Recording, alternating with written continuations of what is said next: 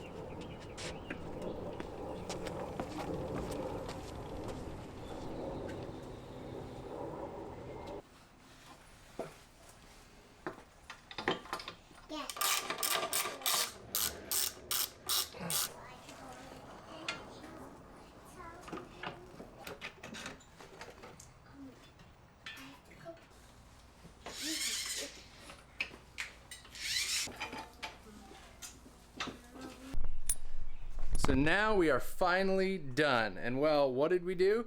Well, we got new tires, new tubes, new chain, new front and rear sprockets. We did fluids, so we did oil, coolant, and the brake fluid.